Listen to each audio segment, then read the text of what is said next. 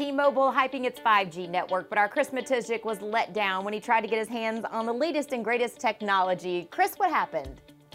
Well, I was already slightly excited about it, but my Twitter feed was suddenly full of ads from T-Mobile telling me, we're nationwide, it's happening, this is so fantastic. And, I'm one of those people who gets excited by ads, of course, aren't you? So the first thing I had to do was clearly go to a T-Mobile store and try and avail myself of this excitement and see whether I could become one of the faster, speedier, more interesting people all of a sudden. And so it was pouring with rain, but no, I was not to be deterred. I went to a T-Mobile store and I felt very happy because it was empty. So I could just walk in and talk to not one, but two salespeople. Now, I was a bit worried because the T-Mobile store didn't have balloons hanging from the ceiling saying 5G is so exciting, which I hoped for, of course. I mean, wouldn't everyone hope for that? And so I walked up and I said, you guys have been pestering me a lot on Twitter and telling me about 5G is nationwide. Is it really great? Is T-Mobile just so much better than AT&T and everyone else? And I was told by a saleswoman, yes, it's great, it's better, although she didn't say that with what I might call complete sales enthusiasm. And so I asked, well, can I have some of this 5G, please? I will become a much more desirable, admirable person if I have 5G. And she said, well, it's not available here.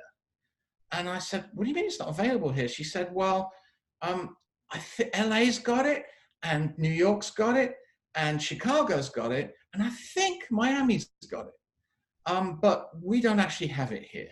So I said, why are you pestering me on Twitter to get 5G and to get excited about 5G when you don't have it? And at this point, a salesman who was also behind the counter piped up. He'd been staring at his phone all the time, and he suddenly piped up and he said, we'll probably get it next summer. And I said, don't you think it's slightly annoying that you're trying to get me excited about something that I can't have for at least 6 or 7 months? And they kind of shrugged and didn't really have a whole lot to say. I mean, it was raining. Maybe they're still in depression because John Legere is leaving and they haven't quite got over that emotion. So it was very strange. I expected them to at least try and sell me a phone. And at one point, the saleswoman did say, well, if you want to switch, and even that, because there are two phones that are supposedly 5G compatible that T-Mobile has. And unfortunately, it was a slightly distressing experience. As you can tell, I'm not sure I've got over it even now. All right, so Chris, this is what you do for us. You go into stores, give a firsthand account from a consumer side. So is this just not in the Bay Area? Is that the problem? No, it's just in big cities. And in fact, the type of 5G that T-Mobile has launched isn't really making a whole lot of difference. People who have tried it in big cities, for a start, it only speeds things up, allegedly, slightly more when you're inside buildings. It doesn't actually work when you're not inside buildings so well. And those who have tried it simply say that they don't currently see a whole lot of difference. And T-Mobile claims it's not hyping it too much, but it also claims that it's accessible to 200 million people. Now, of course, I feel one of the unlucky 100 and so million who clearly can't get it. But you'd think that they would have prepared their salespeople. You'd also think that they would geolocate their ads so that they're not advertising to people in areas where they can't get this. It doesn't seem to make a whole lot of sense to me. And for me, the greatest irony of all, the salespeople were clearly unenthusiastic. It's hard for them to try and present something they can't actually sell you.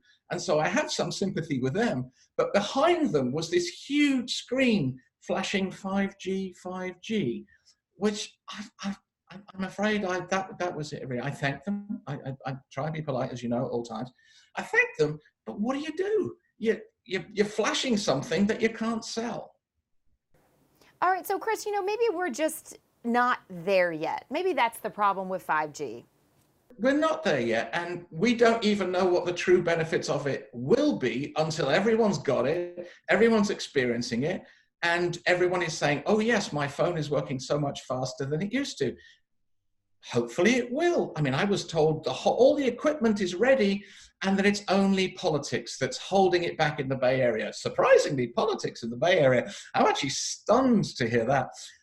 Yeah, so apparently it's only politics that's holding it back. And once the politics is sorted out, then we'll have 5G. That is, if Apple, of course, releases iPhones with 5G, which we don't know if they're going to. Rumors say they will, but will it all come together? Will we be speaking this time next year, Karen, and still be 5G-less?